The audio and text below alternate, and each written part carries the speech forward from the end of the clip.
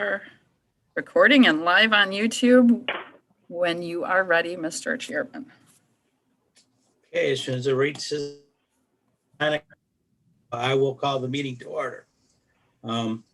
First item of business is identifying ourselves. I'll start. I'm Frank Engler, I'm participating from my home in Deerfield Township, Isabella County, Michigan. Steve Sweeney, participating in this meeting from my home, Mount Pleasant, Michigan, Isabella County.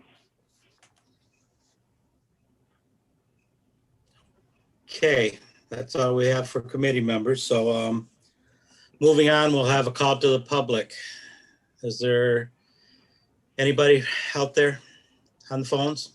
There is no one for public comment at this time, Mr. Chairman. Okay, we got a large agenda today, so we're going to try to keep everything thorough and efficient, but brief today. So we can get out of there. We are going to move up our agenda items number 6 and 7 next because Prosecutor Barbary has other appointments. So we'll move them up right now. So first up would be consider approving the Isabella County Prosecutor's Office purchase of Carpal software in the amount of $103,850. So Prosecutor Barbary, you want to talk about this a little bit? Yes, thank you for agreeing to move the agenda item up. So I guess to give some context, when the pandemic set, certainly everything changed on not only for our office, but the world. One of the things that we looked at doing was trying to immediately get everyone in our office to have the ability to work remotely. It became quite apparent that there were some significant challenges and setbacks to that based on the way that our office software was developed and designed, and more or less, and not to be critical of the software companies itself, but it was designed in a time when these issues were not really foreseen. We have remote desktop software that does allow us to work remotely, but it very frequently does not operate properly. And one of the issues presented is the fact that you're not allowed to, certainly for our clerical staff, they can't scan documents remotely or put anything into our filing system remotely. That all has to be done in person, as well as issues of accessing documents remotely. It presents a significant number of challenges to both staff attorneys and to our clerical staff.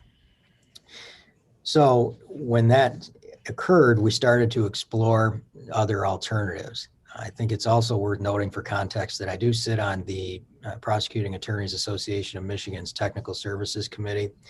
So I am privy and aware of some of the things that they're trying to pursue as a state level and some of the setbacks that they've had. They've been looking to launch a cloud-based software since about 2013, 2014, and candidly, we're not a whole lot further ahead than we were in 2016. They've had setback issues due to visa issues for programmers, et cetera.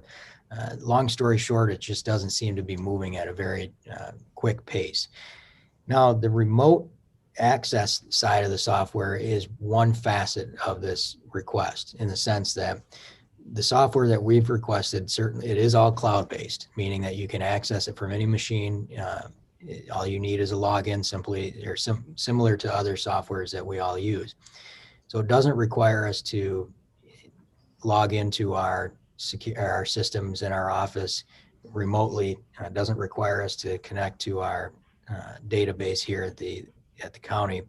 So anybody could log in, whether it was on a personal machine, an iPad, et cetera. So it offers a much broader ability to access the software. It also has seamless integration with our law enforcement partners and allows them to input data, upload files, upload evidence, police reports, and then the numerous other things that go along with that, including video software.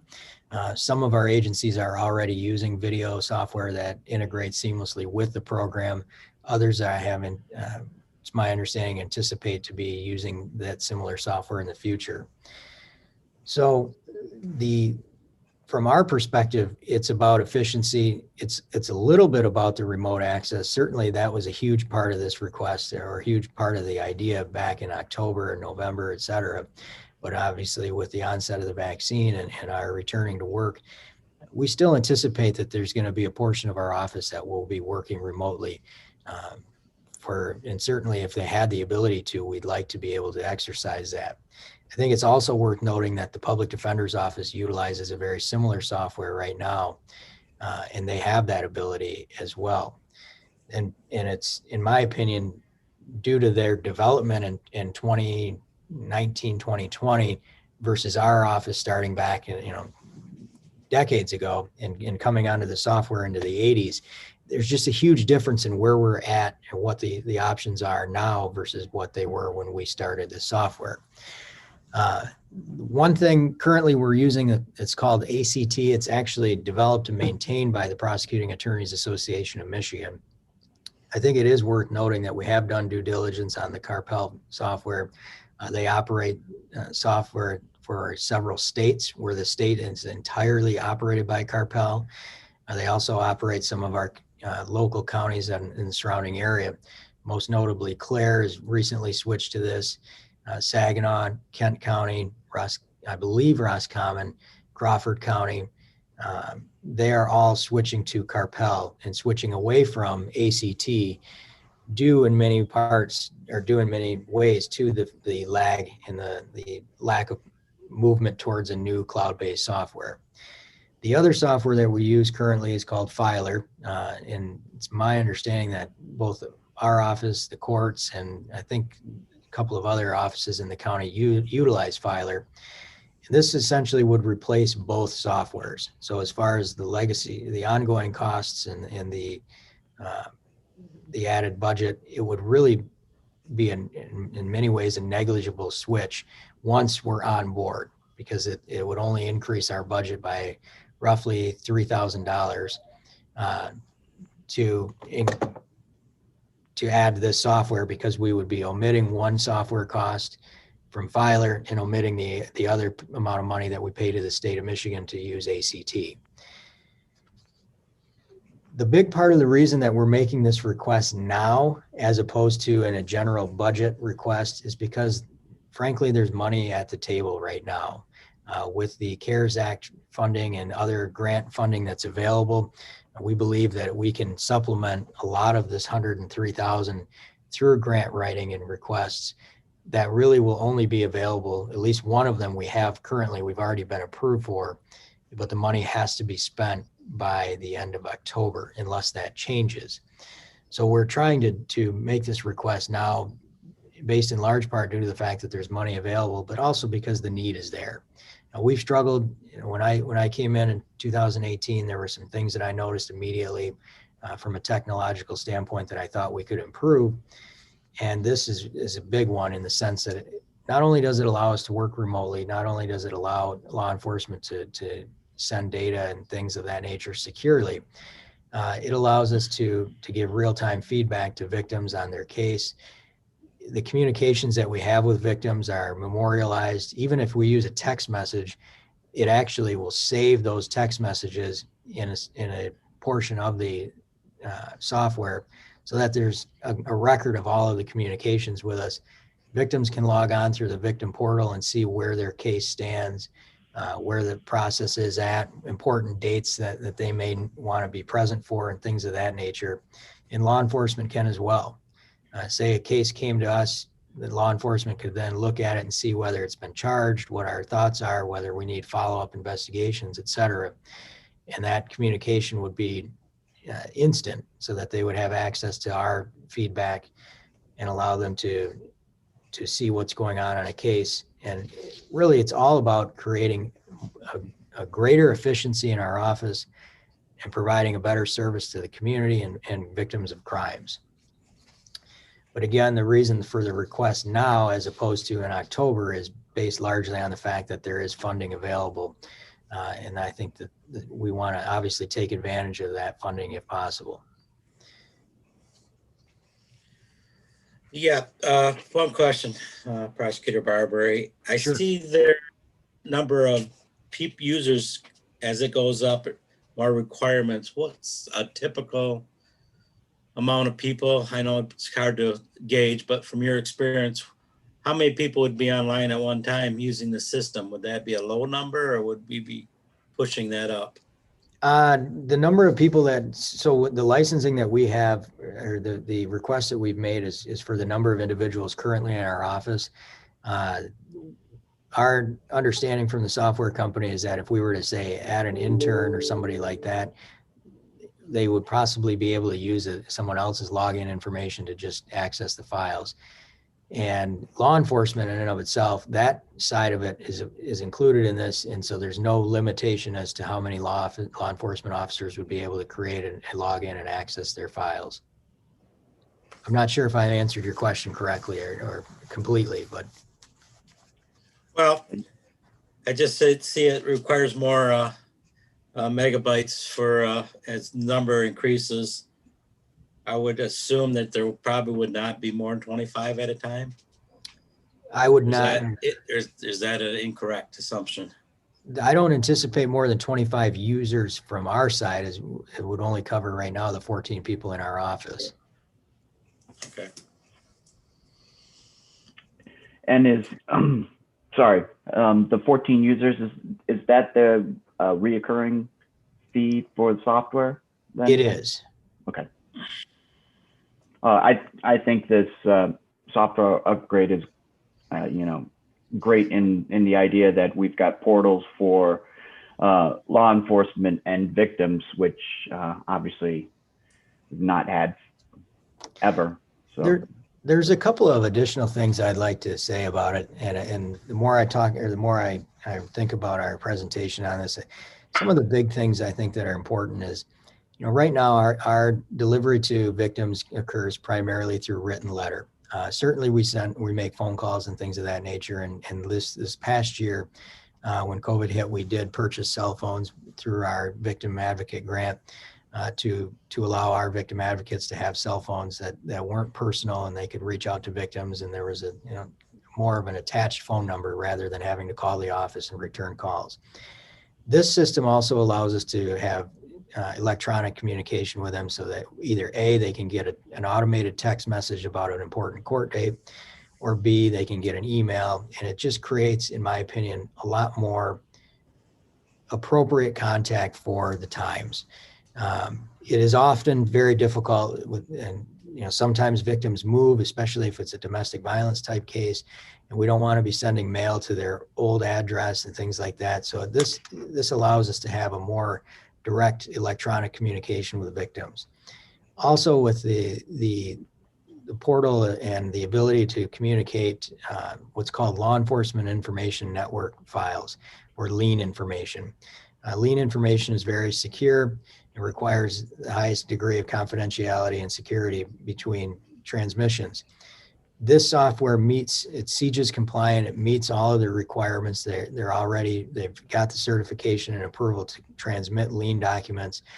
So law enforcement would be able to send those to us electronically rather than via a fax. And we can do that to a degree right now through Talon Mail, but not all the agencies have access to that, to my knowledge. And the big thing is it allows us to our on-call weekend prosecutors to have instant access to that as well. It also allows us to transmit data to defense attorneys through the e-discovery, and creates a trail of that information. So not only can we see when we sent it to them, we can also see when they opened it. And in many ways, it avoids us showing up to court and having a defense attorney saying, well, I never got this document. And then we can simply pull that up and say, well, we can show that not only did we send it on date X, but you accessed it on date Y. Administrator McAvoy, you had a question. I just want to make a comment that Prosecutor Barbieri and I discussed this late last spring, early summer. I can't remember exactly when, Dave, but I have a file on it. And I know that he has spent a lot of time researching and, looking and doing his due diligence. And I certainly concur that there there is some funding available. I'm not sure it'll be the total amount, but it is certainly available for us to apply for. And I'm sure that we're going to be in a good position for that. I also just want to say this is something that would be working cooperatively with the IT department. Obviously, they're going to need to be working with the company on the install and making sure everything else is straight and going forward. So complete support of the administrative office, obviously, and IT. And also just to say, I just want to clarify the remote situation. The Board of Commissioners passed that remote policy a couple years ago, and thanks heaven you did. We were ahead of the game from some other communities who were struggling in how to do remote work. And back to what the prosecutor said, I don't think we'll ever go back to exactly how we all worked before the pandemic in some of our offices. So the remote access that he is particularly talking about is the software they currently have that they can't remote in. And it's very cumbersome, I guess would be the word I would use, prosecutor. I think that would be fair. So I would just like to say that, we're certainly supportive of this, and we'll provide from my end and IT whatever support we can to the prosecutor's office if this is approved. I also want to make a One note. other, Oh, I'm sorry. I was just kind of curious on when would be the implication if we went ahead with this, right? Goes to the board. Are you looking for, summer, spring? What's the timeline that you would like to, if we go forward with this? That's an excellent question. I see there's a comment in there. Excellent question, Commissioner. And actually, that's another part of the reason that this request is coming now. I've spoke with the Carpel Solutions.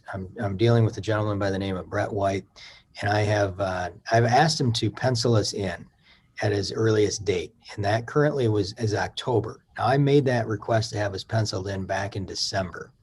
Now they are looking at March of 2022 if for some reason we were to delay.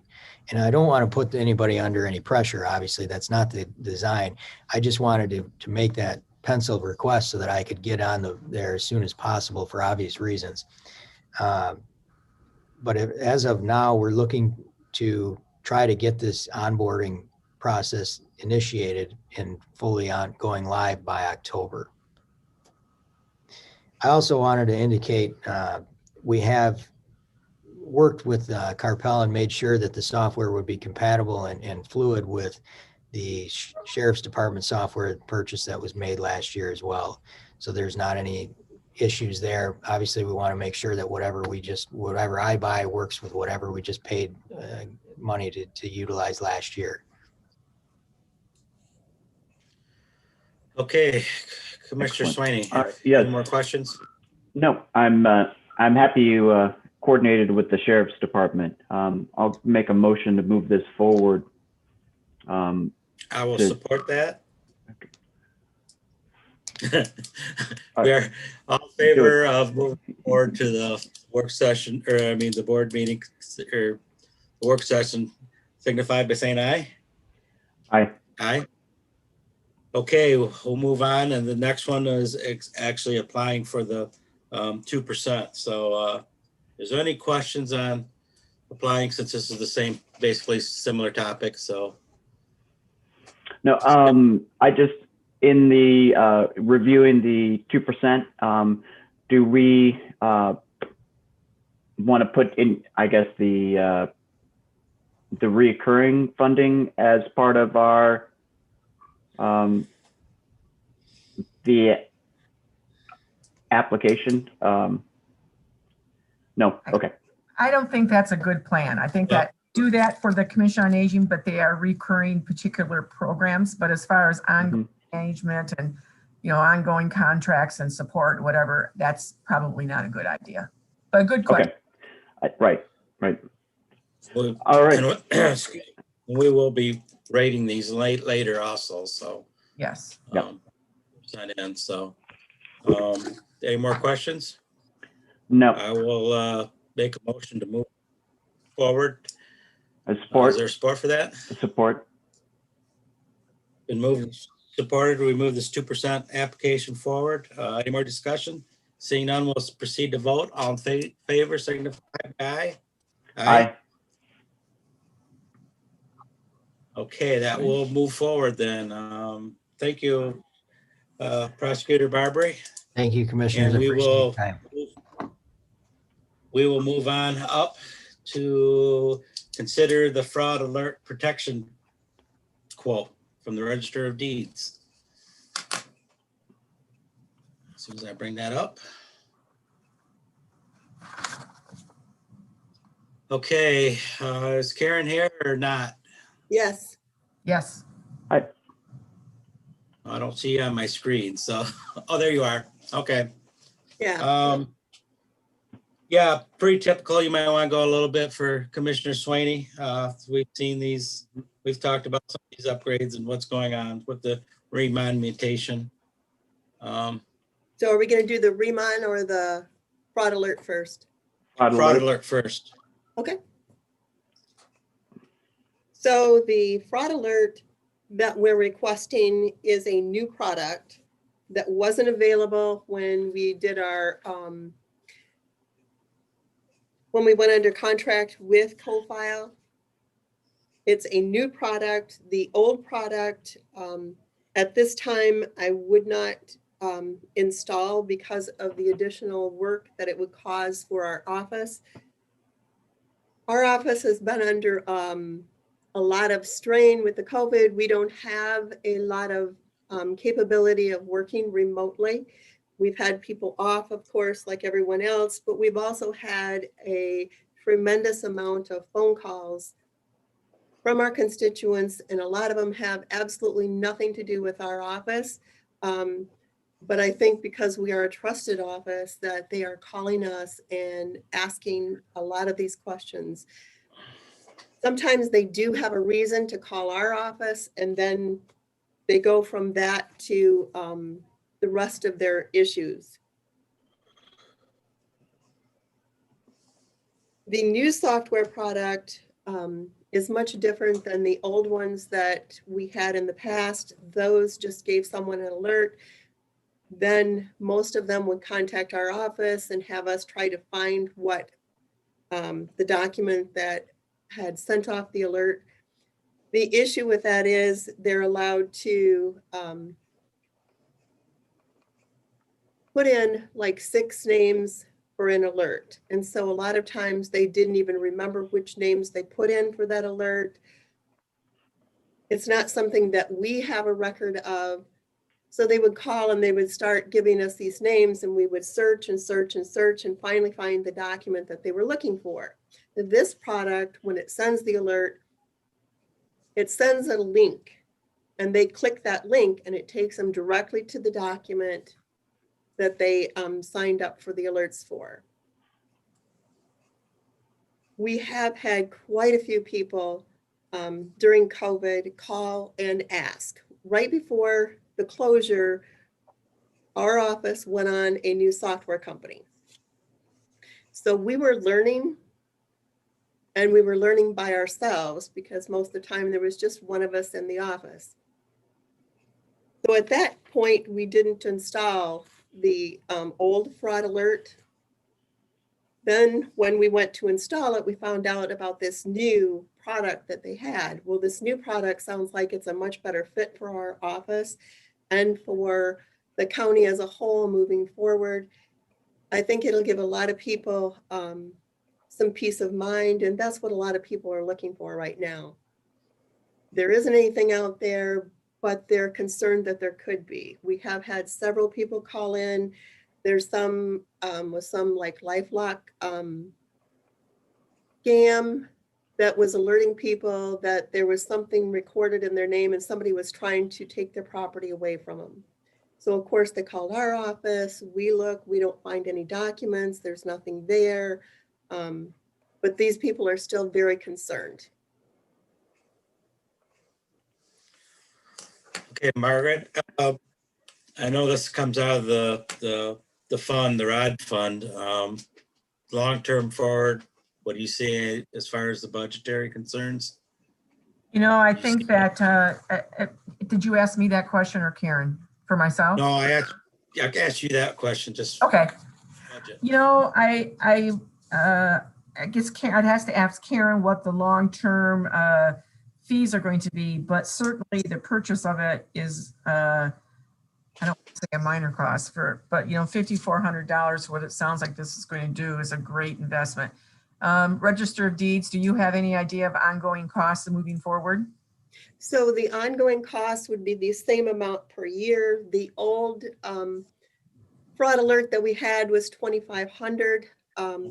But for the amount of difference, especially since we can pay for it out of the automation fund and it's not going to affect the general county budget, I think it is a good use of that fund because it is something that's a step up technology-wise from what we had been able to offer before. We have always had a fraud alert program for the last probably close to 20 years. Sorry. Okay. I'm assuming, Karen, that you assume that obviously the ROD technology fund is not going away soon from a No, level. And I know that it is fairly well funded at this time. Would you be comfortable saying that? I would be very comfortable saying that. Great. Okay, my main question was, what are we paying now and what's the increased cost? So there's not much difference in there. So, No. Commissioner Swain. There's no upfront fee for installation. I didn't see. No, because we are a co-file customer at present, and this is a company that is part of co-file. We don't have any installation fees. It's just literally that amount per year. And it's a per year contract. So at some point, if we decide that it is not working for us or it is not worth that extra amount, we can always remove that. Great. Any more questions? If not, None for me. I'll make a motion to move this fraud alert protection software approval to the regular session or work session meeting next Tuesday. Okay, I'll support that. Any more discussion? All in favor signify by aye. Aye. Opposed, the same. We will move this forward to the work session. Okay. Next up, we have considered approving the 2021 State Survey and Remonumentation Grant Report in the amount of $42,053 and authorize the Isabella County Register of Deeds, Karen Jackson, to sign the agreement electronically. And Commissioner Swaney, you have to practice to say remonumentation. Remonumentation. Oh, you're better at it than I would. It took me a couple times getting ready, get used to that, but it is a tongue twister at times. So I've had my Okay. coffee. there you go. You want to explain a little bit to Commissioner Swaney? This report we've had before, so it's nothing new to me. So Remonumentation program started way back in 1990. They set up the fund.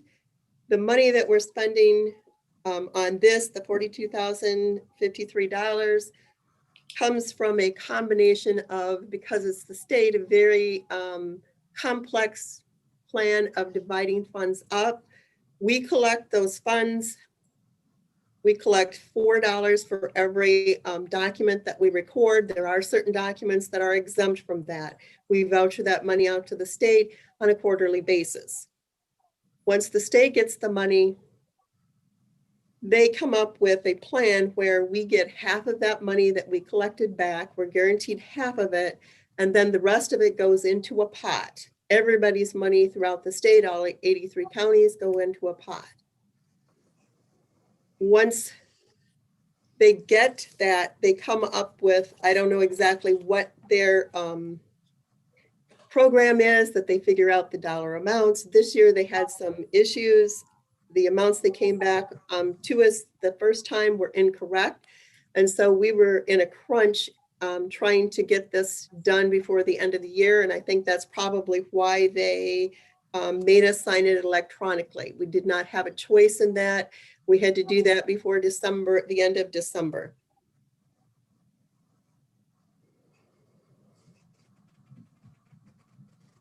Basically, this program, how important the survey and they set the corners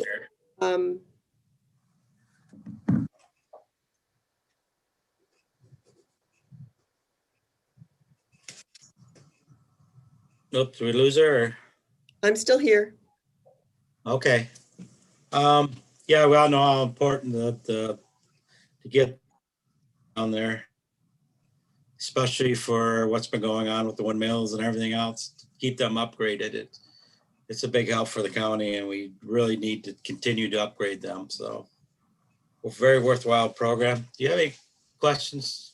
I think you've heard a little bit about this before, Commissioner Swaney, but I did, but can you briefly let me know what the upgrade actually is for the corner? So the remonumentation program,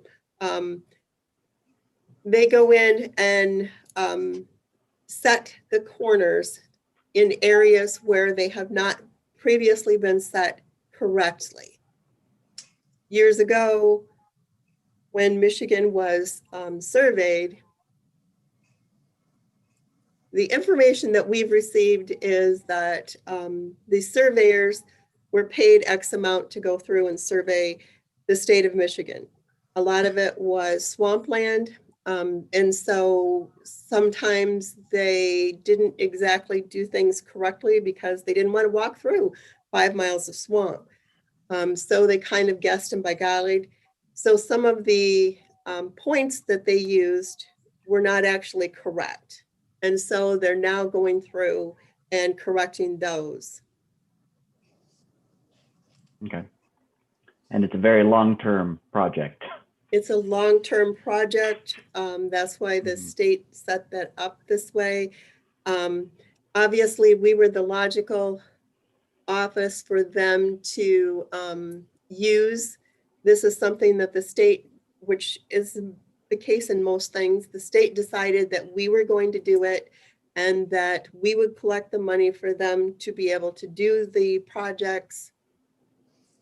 We just comply by doing what we can. Right. Thank you. okay. Any more questions? If not, No. I'll make a motion to move this forward to the work session. Is there support? Support. It's been moved and supported that we move this forward to the work session. All in favor, signify by aye. Aye. Aye. Opposed, the same. It has passed and we will move this forward. Thank you, Karen. Thank you. We've already did number 6 and 7 on the agenda, so we'll move to number 8 on the agenda item, which is a review of the semi-annual 2% application from the Isabel County Sheriff requesting $18,125 for a marine boat replacement. Sheriff. Morning. I'll make it quick. I know Commissioner Sweeney has an appointment. So the short of it is, we've had this current boat for about 16 years. It is way underpowered, too small. We struggle with dive-related incidents and disasters. We had a plane crash in a lake here a year or so ago. We ended up having to commandeer someone else's boat. We just didn't have the room in our boat to do the operation out of.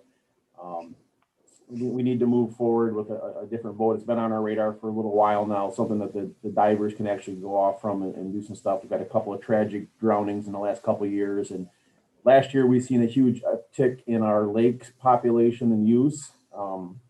Lots of activity just because there wasn't anything else to do. And I anticipate that to be the way it is going forward. So we're trying to look at a little more newer boat that'll have the space and room to put divers on. We're looking at a sonar device to go into the water that we would like to have room to put onto the boat. We've got some side sonar stuff that we've got from Homeland Security and Mark Griffiths, the EOC.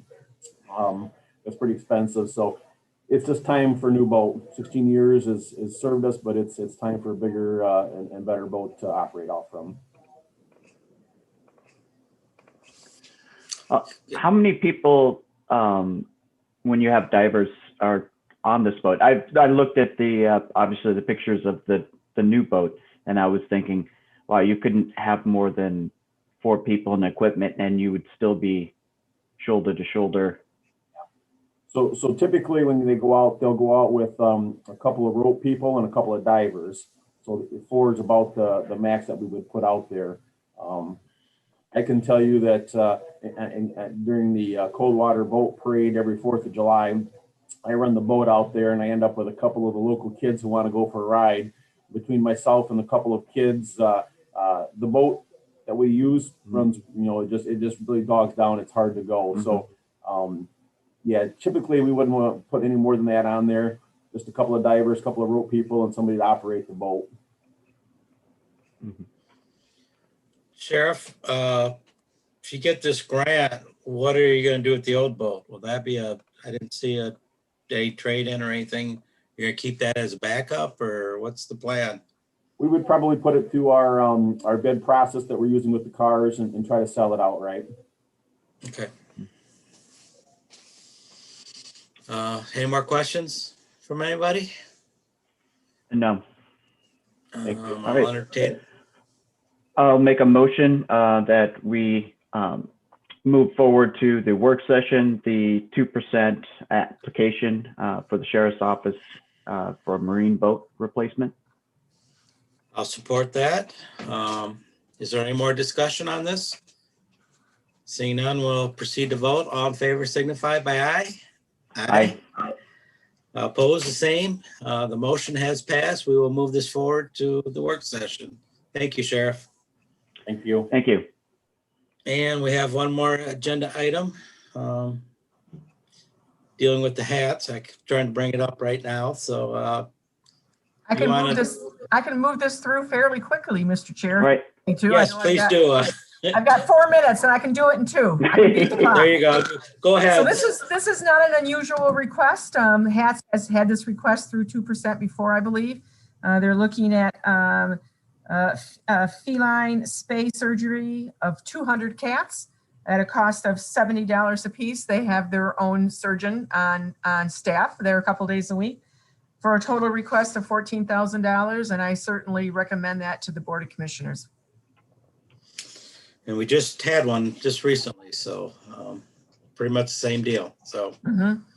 is there any questions from you, Commissioner Slaney? No. None. Seeing none, I will move that we move this forward to the work session. Is there Support. support? There's been moved and supported that we move this forward to the work session. Any more discussion? Seeing none, we'll proceed to vote. All in favor, signify by aye. Aye. Opposed, the same. The motion has passed. We will move this forward. With that, I think we're done with the agenda items. We'll have a call to the public. Is there any calls out there, Nicole? There is no one for public comment at this time, Mr. Chairman. Okay. At this time, seeing no business that needs to be performed, I will call for adjournment. I will adjourn the meeting. Thank you. Thank Thank you. you. Thank you, gentlemen. Thank you. Have a good day. You Enjoy too. the sunlight. Yes. It'd be nice. It's gonna rain, but we'll take that.